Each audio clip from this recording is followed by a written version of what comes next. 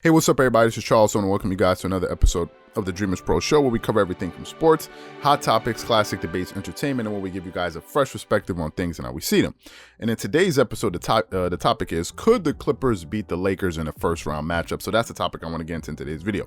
But before we get into that, I want you guys to please make sure you go ahead and hit the like button, hit the subscribe button, and hit the notification bell to be notified whenever we drop our content. Also, check out Dreamerspro Max as an online sports community we created. It's a place where you can go and start basketball discussions, chat live during games, consume original content that you're not going to be able to get anywhere else, and so many other cool things. If you guys are interested in that, be sure to check that out. We have that link in the description below and get 7 days of free access. Also, make sure you click the join button on the channel next to the subscribe button to get loyalty badges from the channel and ensure that your comments are responded to whenever you leave them on the channel or either when we go live. So make sure you go ahead and join the channel. Anyway, now that I've gotten that out of the way, let's get into the nitty gritty here.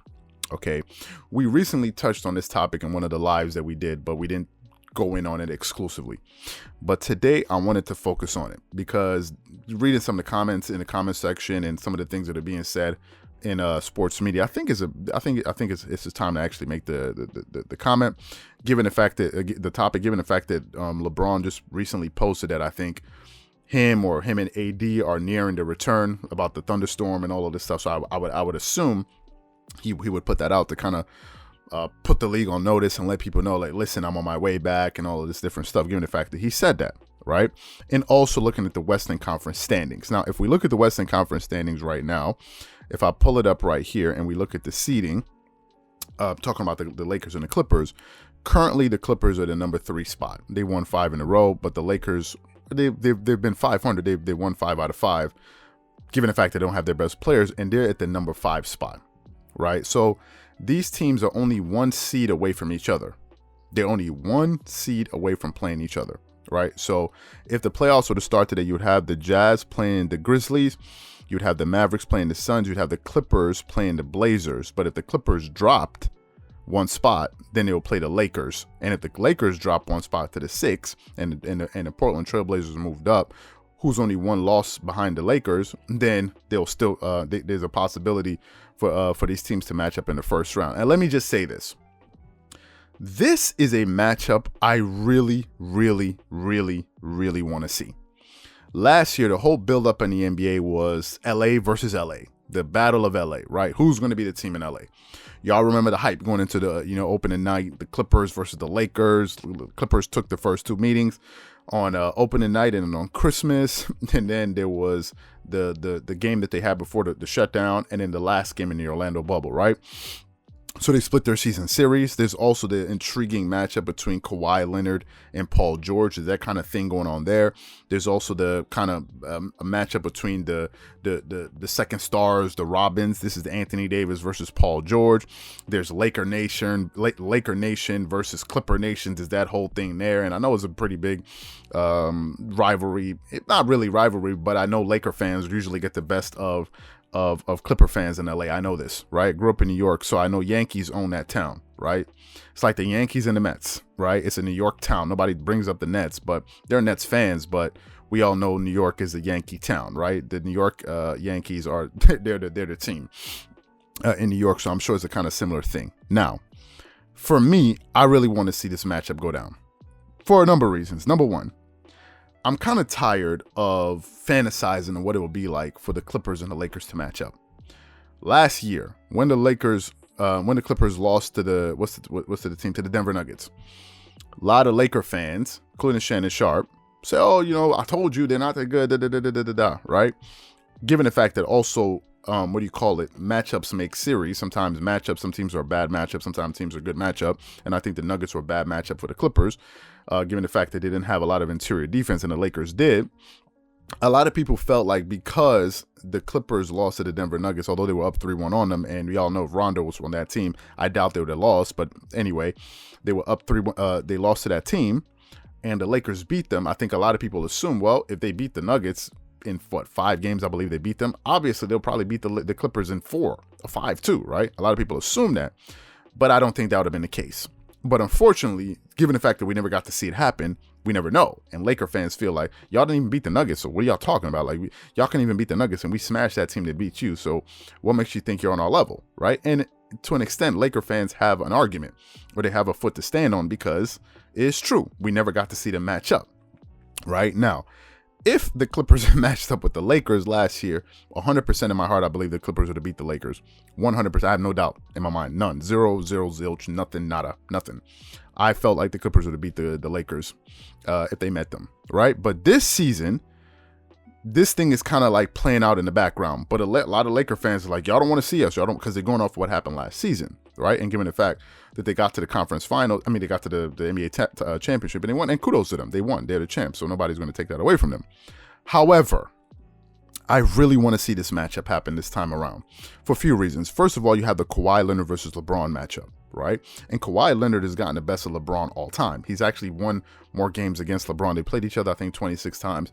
Kawhi has won like 15 of those matchups, right? LeBron has averaged more points, rebounds, but Kawhi has averaged, I think, more steals or something against LeBron. But Kawhi Leonard has won the majority of the games that he's played against LeBron James in the regular season, and he's 7-5 against him in the finals, in the playoffs. So Kawhi Leonard has a winning record against LeBron James in the regular season and against him in the finals. So a lot of people may not know that, but Kawhi has gotten the best of LeBron James. Now, some people may say, well, he had a loaded team. Yeah, so did LeBron. So, like, what are we talking about here? But if we look at the Clippers versus Lakers all-time matchup, it's not even a conversation.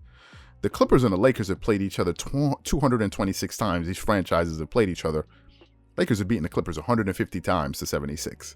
So Laker fans kind of getting on Clipper fans, there's some real reason for them doing it, because the Lakers have dominated the Clippers in matchups. And funny enough, these two teams have never met in the playoffs, which is the weirdest thing ever, right? They've never met in the playoffs. They've just been winning. They've just met them in the regular season. Now, this season, Clippers are 2-0 against the Lakers. They beat them with a fully healthy Lakers team on opening night, and then they beat them. When did they beat them? No. They're 1-0. I don't think they played the Lakers. No, they beat 2-0, and they beat them without LeBron and AD, if I'm not mistaken. That game, it wasn't even competitive. Nobody played, and I didn't really give a damn about that game. And I said to Clippers fans, after you won that game, you should not be excited after beating a Lakers team that had no LeBron and no AD. And some people said, yeah, I hear you, but pump the brakes. We beat them when these guys were there. So I understand that as well. It's like, I get that. Now, let's talk about these teams and who has the edge. The Lakers are the better defensive team. I think they're the number one ranked defensive team in the NBA last time I checked. So they have that, right? They're the better rated team. But the Clippers are also in the top 5. They're top 10 as the defensive rating team. So they're number 10 last time I checked. So they're not too bad too. Given where they were early in the season, I think they were like number 15 or 16 or something. Now, here's why I start giving the Clippers the edge. Is when it comes to shooting. The Clippers have better shooters and they score more. The Lakers are not a very good three-point shooting team.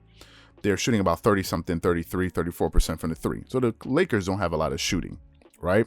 But they do have LeBron, which helps them a lot, and they do have Anthony Davis. So the Lakers are a pretty big team, right? But if we're talking about shooting, like three-point shooting, overall field goal shooting, because Clippers are in the top 5 in overall field goal shooting, free throw shooting, the Clippers have the edge in all of those categories. Now, what would happen if they went into a playoff series? What would we expect? Now, obviously, looking at different rosters, things play themselves out a little bit differently on the court, right? But here's why I think the Clippers have the edge.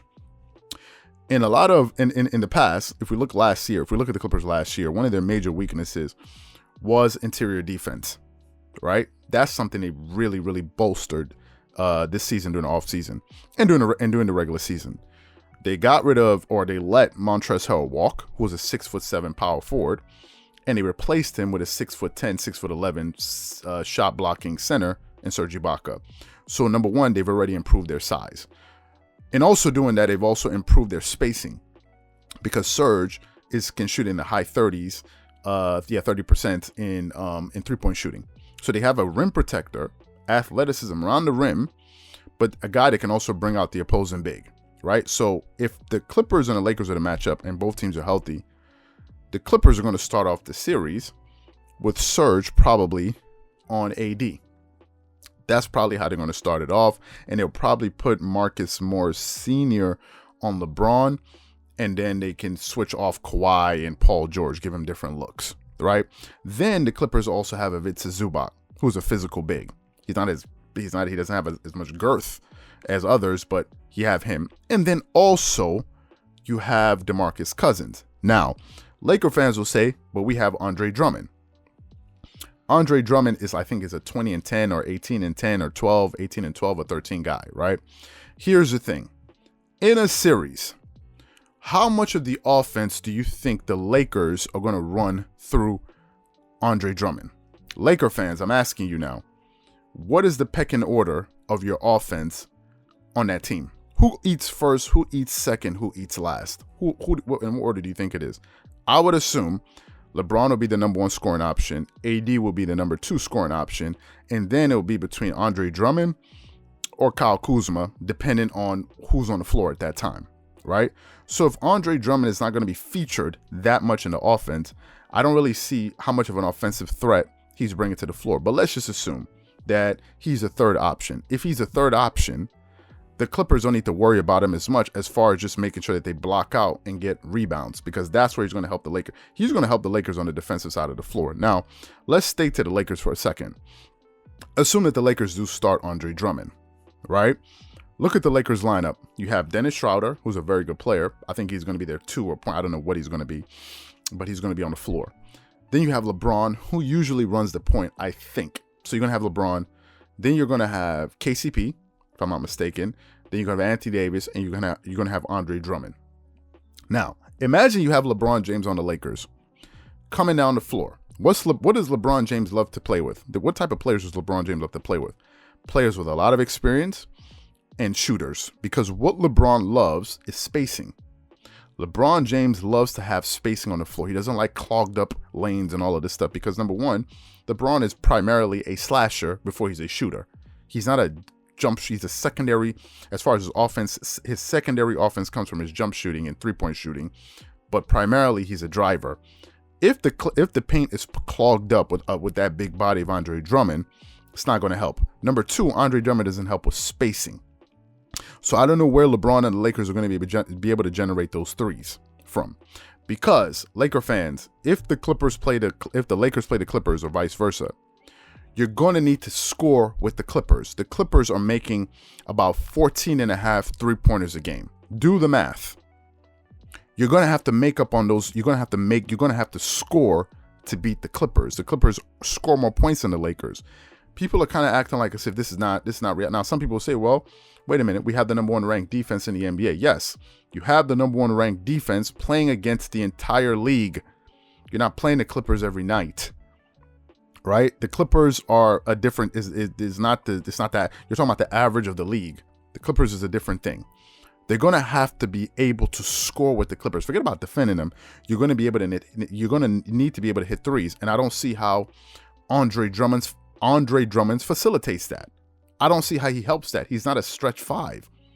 Anthony Davis is, but Anthony Davis is the only stretch 5 they have, and Marcus Gasol, who doesn't get minutes. So maybe in that series, maybe you may not even see Andre Drummond as much as you think, because I don't see the advantage he gives you guys apart from rebounding. But if the Clippers are shooting threes and they're going to be making 40% of the threes, which they've been making all season long, Andre Drummond is not the answer if we're talking about matchups here. I haven't even started talking about the Clippers yet. I'm just focusing on the Lakers. So the Lakers, number 1, are going to need to be able to generate points, right? You're going to be able to have some 3-point shooting. If you're trading threes for 2s, you're going to find yourself in a deficit quickly. The Clippers can blow teams out with their threes.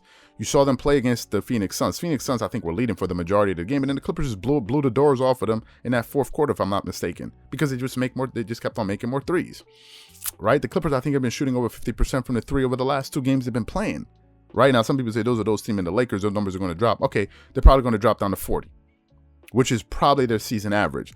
The Clippers have 9 players shooting over 40% from the 3.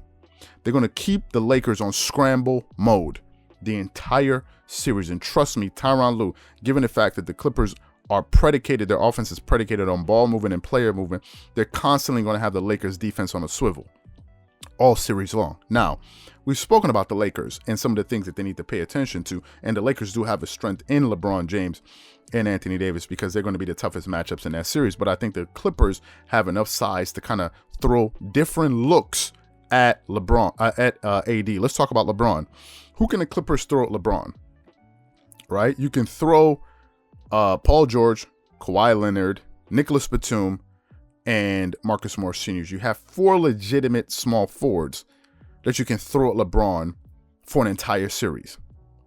You can give him 4 looks. You have the best wing defender in the NBA, or the top, one of the best with him and Ben Simmons, that you can throw at LeBron. Then you have Paul George. Then you have those other 2 guys. They're going to wear LeBron James down. They're going to wear him down physically. He's going to be exhausted, constantly being guarded by these guys. That's number one. But I still think he's going to do well. He's still going to score, but he's not. It's not going to be easy, right? He's not going to be shooting 50% from the field. He's not. I don't think he is. But the Clippers have the personnel to guard LeBron. Now, we've spoken about the Lakers. Let's talk about the Clippers and how the Lakers would be able to defend the Clippers. Given the fact that the Clippers make more threes, they're a higher scoring team. If you foul them, they're going to burn you at the free throw line because they shoot a high percentage.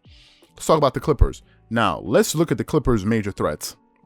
If we're going to just key in on players, you have Kawhi and Paul George, right? 2 wings. Who on the Lakers are you going to put on those guys for a series? This is the question Laker fans and Shannon Sharp, Stephen A. These guys have yet to answer. Who are you going to put on them? Both of those guys, Kawhi Leonard and Paul George, are going to be averaging about 50. I expect Kawhi Leonard's points per game to go up in the playoffs by at least 2 to 3 points. So his scoring is about 26. I expect it to go to about 29, maybe 30. Paul George is about 23. I would expect it to go to 24, 25, depending on the matchup. Now, the question is, who are they going to put on Kawhi Leonard and Paul George? This is my only question I have. If you say we're going to put LeBron on Kawhi Leonard, Kawhi is probably going to get the best of that matchup most of the time because Kawhi Leonard is such an efficient shooter. But even if you put LeBron on him, LeBron is going to expend his energy. You're going to leave Paul George open. Who are you leaving on him? Now, if people say we're going to put so-and-so, y'all tried that already in the game 1 in the regular season. What happened? Paul George hit 5 out of 9 threes. So the Lakers don't have the personnel to guard the Clippers' wings. This is the problem. This is the problem. You cannot allow Paul George to play one-on-one on you. He's going to cook you. You cannot allow Kawhi Leonard to play one-on-one on you. He's going to cook you. Here's what I'm seeing in this series. I'm seeing the opposite weakness. The Lakers had their strength last year in the playoffs was their interior defense, but their weakness is their perimeter defense going against the Clippers. Last year, the Nuggets, their strength was Nikola Jokic. He was the difference maker. Lakers had a lot of size that they could swarm a small 6'4" Jamal Murray.